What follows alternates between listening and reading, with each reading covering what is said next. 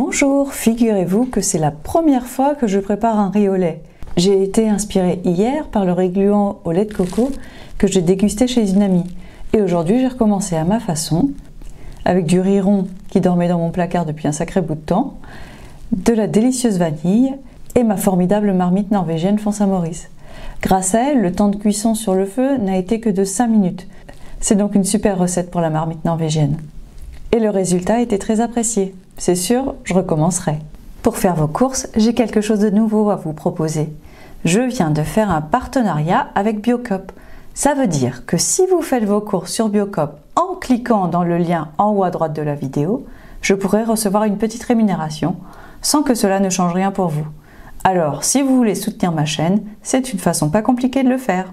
Il faut pour 3 ou 4 personnes 130 g de riz rond, 500 ml de lait de coco, une demi-gousse de vanille et 1 à 3 cuillères à soupe de sucre. J'en ai mis 3 cette fois-ci. Moi, j'ai trouvé ça trop sucré. Les autres membres de ma famille, non. C'est donc une question de goût.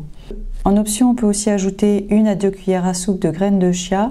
Elles peuvent apporter un petit côté gélatineux qui peut être appréciable dans le riz au lait. Je commence par faire tremper le riz 10 minutes dans l'eau tiède. Le temps de sortir et de préparer les autres ingrédients. Le trempage préalable du riz est souvent recommandé avant la cuisson en marmite norvégienne. Je prépare donc tous les autres ingrédients. J'ai sorti les grains de la gousse de vanille et j'ai aussi mis la gousse de vanille dans la casserole. J'avais du lait de coco en poudre, donc en fait je l'ai dilué dans l'eau tiède également. C'est ça que vous me voyez faire. Je verse tous ces ingrédients dans une petite casserole. Attention au dimensionnement de la casserole. Pour que la température reste le plus élevée possible dans la marmite norvégienne, il faut laisser le moins d'air possible dans la casserole. Elle doit donc être bien remplie. Je vous recommande donc de choisir une casserole pas surdimensionnée par rapport à la quantité préparée. Et enfin, dans cette casserole, je verse le riz égoutté. Je couvre et je porte à ébullition en remuant de temps en temps. Au moment que ça commence à chauffer véritablement, je couvre. Et je ne lèverai plus le couvercle, ça permet de bien garder la chaleur à l'intérieur. Une fois que c'est à ébullition, je descends le feu à feu moyen et je laisse cuire 5 minutes. Au bout des 5 minutes, je mets la casserole dans la marmite norvégienne, j'emballe bien le tout, je sers bien.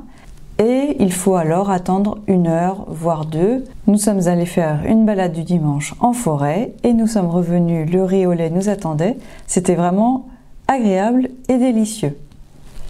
Sur ma chaîne YouTube, il y a d'autres recettes réalisées avec la marmite norvégienne, notamment ce riz d'automne et le récit de ma semaine avec la marmite norvégienne. Pensez à liker, à vous abonner, à parler de ma chaîne autour de vous. À bientôt!